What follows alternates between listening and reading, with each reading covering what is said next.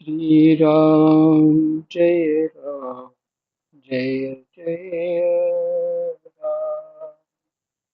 श्री राम जय राम जय जय राम। राधे श्याम राधे श्याम जय जय राधे श्याम। श्री राम जय राम जय जय राम। श्री राम जय राम जय जय राम। श्री गणेशाय नमः। श्री सीतारामाभ्यां नमः। श्री हनुमते नमः। श्री उमापते नमः। श्री गुरुवे नमः। सब संतन की जय जय जय जय सीताराम राधे श्याम। श्रीमद् भागवत महापुराण चतुर्थ स्कंद 11वां अध्याय श्लोक संख्या 15 से पाठ करते।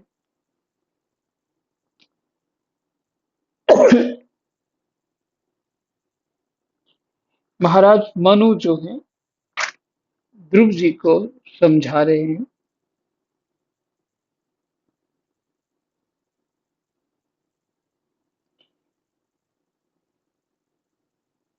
इसमें 13वें श्लोक में कहते हैं, सर्वात्मा श्री हरि तो अपने से बड़े पुरुषों के प्रति सहनशीलता, छोटों के प्रति दया, बराबर वालों के साथ मित्रता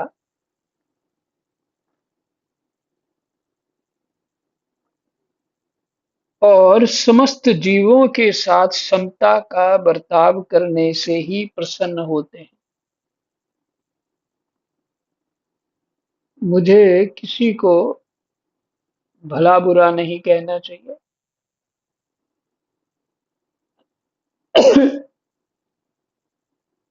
कि अगर कोई मुझे भला बुरा कहेगा तो मुझे दुख होगा। जैसा अपने लिए चाहते हो वैसा व्यवहार करो, यही समता। समस्त जीवों के साथ समता का बर्ताव करने से ही प्रसन्न होते हैं, भगवान प्रसन्न होते हैं। और प्रभु के प्रसन्न हो जाने पर पुरुष प्राकृत गुण एवं उनके कार्य रूप लिंग शरीर से छूटकर परमानंद स्वरूप ब्रह्म पद प्राप्त कर लेता है। प्रभु के प्रसन्न हो जाने पर प्राकृत गुण, प्रकृति के गुण और उनका कार्य रूप जो लिंग शरीर है, जो सूक्ष्म शरीर है, वो छूट जाता है।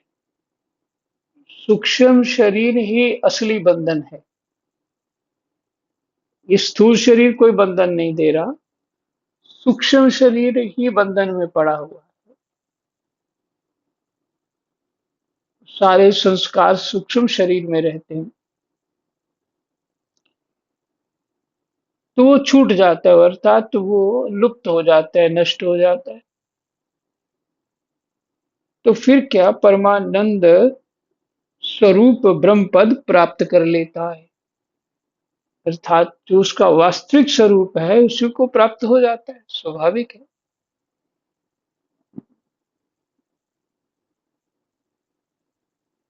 तो महाराज मनु कहते हैं, बेटा ध्रुव, देहादि के रूप में परिणत हुए पंचभूतों से ही स्त्री पुरुष का आविर्भाव होता है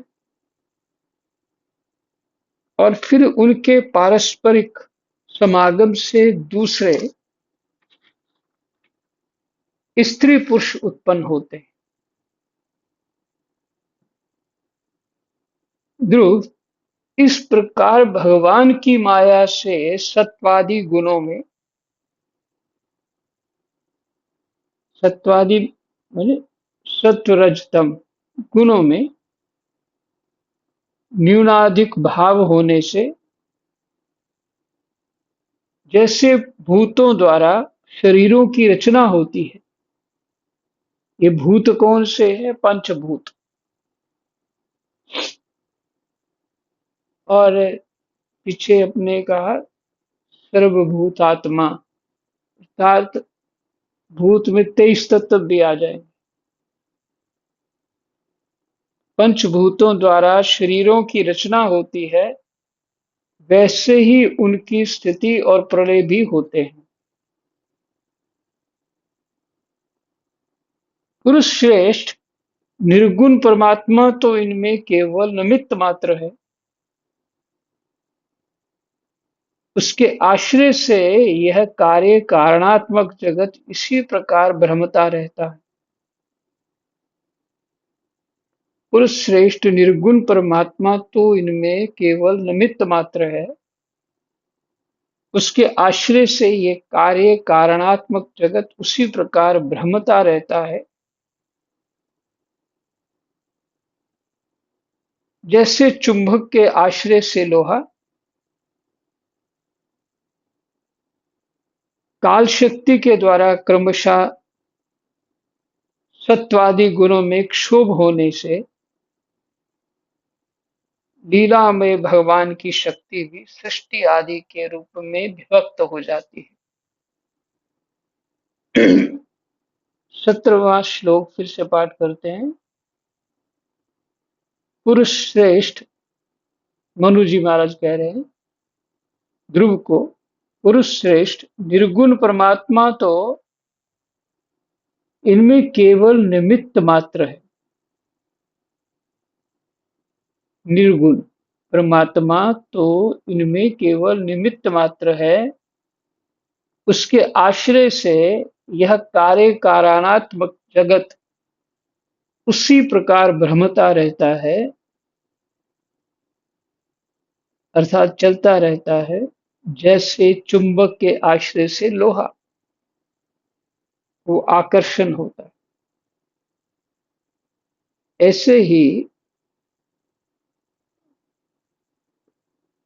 इसे मान लीजिए कि जगत लोहा है और जो निर्गुण ब्रह्म है, परमात्मा है, वो चुंबक है।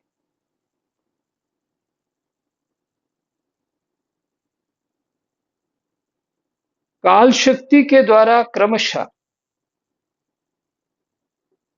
समय शक्ति के द्वारा क्रमशः, अर्थात बारी बारी से सत्वादि गुणों में क्षोभ होने से, सत्वरज तम में क्षोभ होने से लीलामय भगवान की शक्ति भी सृष्टि आदि के रूप में विभक्त हो जाती है।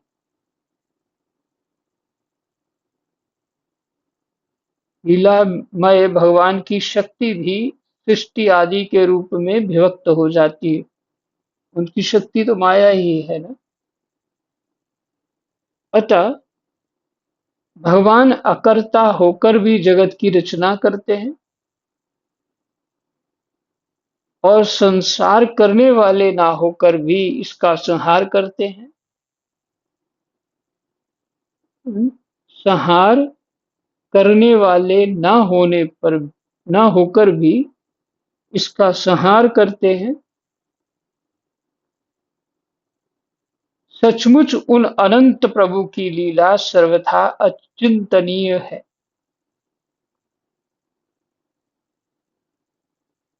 माया शक्ति ही करती है। भगवान उस माया शक्ति ऐसी है कि जिसे आश्रय चाहिए हो, उसको आधार चाहिए। तो वो माया शक्ति कौन है? भगवान है, इनका आधार माया शक्ति का।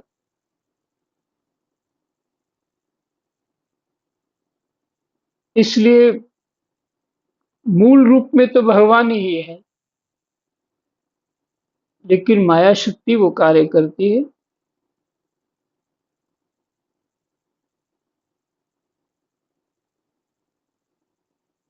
ध्रुव, वे काल स्वरूप अव्यय परमात्मा ही स्वयं अंतरहित, ना, अंतरहित नहीं, अंतरहित,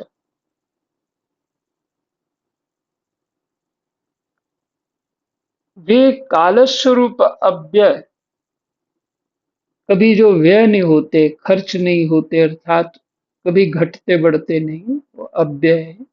परमात्मा ही स्वयं अंतरहित होकर भी जगत का अंत करने वाले हैं। अंतरहित होकर भी जगत का अंत करने वाले हैं, तथा अनादि होकर भी सबके आदि करता है। वे ही एक जीव से दूसरे जीव को उत्पन्न कर संसार की सृष्टि करते हैं, तथा मृत्यु के द्वारा मारने वालों को भी मरवा कर उसका संहार करते हैं। वे काल भगवान संपूर्ण सृष्टि में समान रूप से अनुप्रविष्ट हैं। वे काल भगवान संपूर्ण सृष्टि में समान रूप से अनुप्रविष्ट हैं। उनका ना तो कोई मित्र पक्ष है और ना शत्रु पक्ष।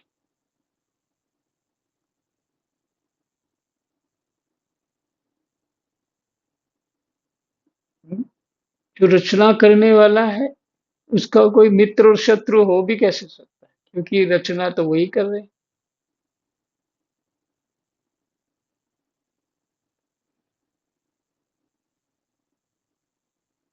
जैसे वायु के चलने पर धूल उसके साथ साथ उड़ती है, उसी प्रकार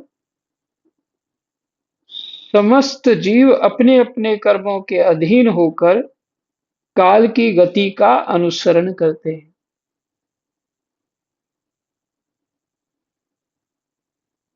इसी प्रकार समस्त जीव अपने अपने कर्मों के अधीन होकर काल की गति का अनुसरण करते हैं। जैसे वायु के चलने पर धूल उसके साथ साथ उड़ती है। अपने अपने कर्मानुसार सुख दुखादि फल भोगते हैं। सर्व समर्थ श्री हरि कर्म बंधन में बंधे हुए जीव की आयु की वृद्धि और क्षय का विधान करते हैं।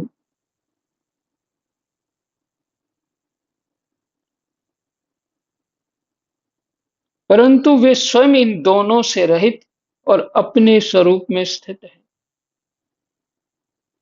सर्व समर्थ श्रीहरि कर्म बंधन में बंधे हुए जीव की आयु की वृद्धि और क्षय का विधान करते हैं। हम्म, आयु बढ़ाते हैं और उसकी क्षय भी करते हैं, खत्म भी करते हैं। परंतु वे स्वयं इन दोनों से रहित और अपने स्वरूप में स्थित हैं। एक प्रकार से कंपेयर सा किया हुआ है, दोनों की समानता दिखा के वो भिन्नता का अनुभव कर अच्छा होगा। हम्म, कि जीव ऐसा होता है और जो परमात्मा वो ऐसे होते हैं, ये समझ में आएगा। जीव में जो कुछ घट रहा है वो परमात्मा में कुछ भी नहीं घटता।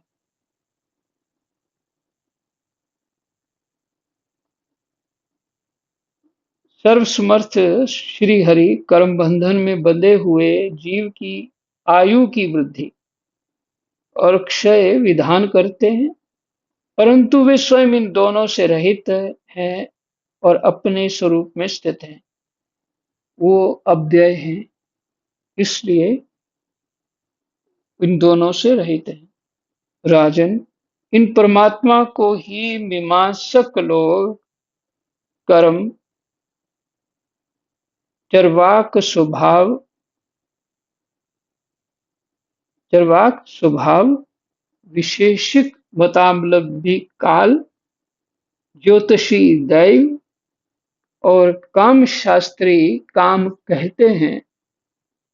फिर से सुनिए, राजन, इन परमात्मा को ही मीमांसक लोग क्या कहते हैं? कर्म। यही कर्म है। इन परमात्मा को ही मीमांसक लोग कर्म कहते हैं। अब एक जो मैंने सुना है उसके आधार पे जो आर्य समाजी हैं वो कर्म के ही सिद्धांत को मानते हैं। बस कर्म करो। हम्म? अर्थात अच्छे कर्म करो, जो वेद में कहा, ये भाव है उनका। तो मीमांसक लोग कर्म और चार्वाक स्वभाव को, और वैशेषिक जो मतावलंबी हैं वो काल माने समय को, ज्योतिषी दैव माने प्रारब्ध को, और काम शास्त्री काम कहते हैं।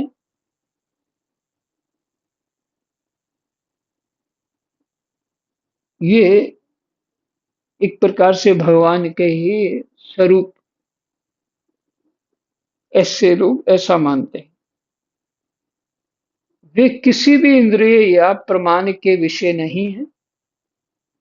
महदादि अनेक शक्तियां भी उन्हीं से प्रकट हुई।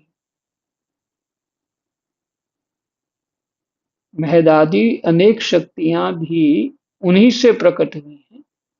वे क्या करना चाहते हैं इस बात को भी संसार में कोई नहीं जानता। फिर अपने मूल कारण उन प्रभु को तो जान ही कौन सकता है। अपने मूल कारण उन प्रभु को कोई जान ही कैसे सकता है। बेटा, ये कुबेर के अनुचर तुम्हारे भाई को मारने वाले नहीं हैं, क्योंकि मनुष्य के जन्म मरण का वास्तविक कारण तो ईश्वर है। एकमात्र वही संसार को रचता पालता और नष्ट करता है, किंतु अहंकार शून्य होने के कारण इसके गुण और कर्मों से वह सदा निर्लेप रहता है। मात्र वही संसार को रचता पालता और नष्ट करता है, किंतु अहंकार शून्य होने के कारण, भगवान जो है अहंकार शून्य होने के कारण इसके गुण और कर्मों से वह सदा निर्लेप रहता है। इसलिए शास्त्र को यदि समझ में आ रहा है तो साधक अहंकार शून्य होता। साधक जो है अहंकार शून्य होने का प्रयास करता है।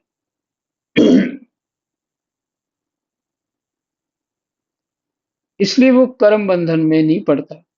वे संपूर्ण प्राणियों के अंतरात्मा, नियंता और रक्षा करने वाले प्रभु ही अपनी माया शक्ति से युक्त होकर समस्त जीवों का सृजन, पालन और संहार करते हैं। जिस प्रकार नाक में नकेल पड़े हुए बैल अपने मालिक का बोझा ढोते रहते हैं, उसी प्रकार जगत की रचना करने वाले ब्रह्मादि भी नाम रूप डोरी से बंधे हुए उन्हीं की आज्ञा का पालन करते हैं।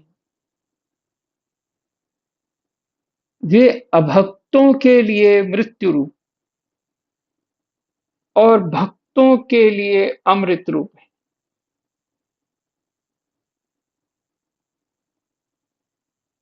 तथा संसार के एकमात्र आश्रय हैं। तात तुम सब प्रकार उन्हीं परमात्मा की शरण लो। वे अभक्तों के लिए मृत्यु रूप और भक्तों के लिए अमृत रूप है, तथा संसार के एकमात्र आश्रय हैं। तात तुम सब प्रकार उन्हीं परमात्मा की शरण लो। तुम 5 वर्ष की ही अवस्था में अपनी सौतेली माता के वाग्बानों से मर्माहत होकर मां की गोद छोड़कर वन को चले गए थे। वहां तपस्या द्वारा जिन ऋषिकेश भगवान की आराधना करके तुमने त्रिलोकी से ऊपर ध्रुव पद प्राप्त किया है, और जो तुम्हारे बैर भावहीन सरल हृदय में वात्सल्यवश विशेष रूप से विराजमान हुए थे, तुम्हारे बैर भावहीन सरल हृदय, बैर भावहीन सरल हृदय में वात्सल्यवश विशेष रूप से विराजमान हुए थे, उन निर्गुण अद्वितीय अविनाशी और नित्य मुक्त परमात्मा को अध्यात्म दृष्टि से अपने अंतःकरण में ढूंढो। उन निर्गुण अद्वितीय अविनाशी और नित्य मुक्त परमात्मा को अध्यात्म दृष्टि से अपने अंतःकरण में ढूंढो।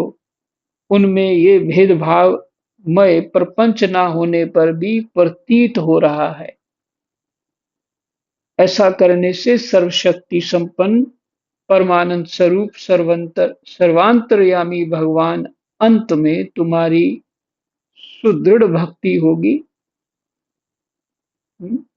भगवान अनंत में तुम्हारी सुदृढ़ भक्ति होगी, और उसके प्रभाव से तुम मैं मेरेपन के रूप में दृढ़ हुई अविद्या की गांठ को काट डालोगे। मैं मेरेपन की जो दृढ़ हुई अविद्या की गांठ को काट डालोगे। राजन, जिस प्रकार औषधि से रोग शांत किया जाता है, उसी प्रकार मैंने तुम्हें जो कुछ उपदेश दिया है, उस पर विचार करके अपने क्रोध को शांत करो। क्रोध कल्याण मार्ग का बड़ा ही विरोधी है। भगवान तुम्हारा मंगल करें। क्रोध के वशीभूत हुए पुरुष से सभी लोगों को बड़ा भय होता है। इसलिए जो बुद्धिमान पुरुष ऐसा चाहता है कि मुझसे किसी भी प्राणी को भय ना हो और मुझे भी किसी से भय ना हो, उसे क्रोध के वश में कभी ना होना चाहिए। तुमने जो ये समझ कर कि ये मेरे भाई के मारने वाले हैं, इतने यक्षों का संहार किया है, इससे तुम्हारे द्वारा भगवान शंकर के सखा कुबेर जी का बड़ा अपराध हुआ। इसलिए बेटा, जब तक कि महापुरुषों का तेज हमारे कुल को आक्रांत नहीं कर लेता, इसके पहले ही विनम्र भाषण और विनय के द्वारा शीघ्र उन्हें प्रसन्न कर लो। इस प्रकार स्वयंभू मनु ने अपने पौत्र ध्रुव को शिक्षा दी। तब ध्रुव जी ने उन्हें प्रणाम किया। इसके पश्चात वे महर्षियों के सहित अपने लोक को चले गए। मनु महाराज ऋषियों के सहित आए। हमारा 11वां अध्याय विश्राम। कृष्णाय वासुदेवाय हरये परमात्मने प्रणतः क्लेशनाशाय गोविंदाय नमो नमः। जय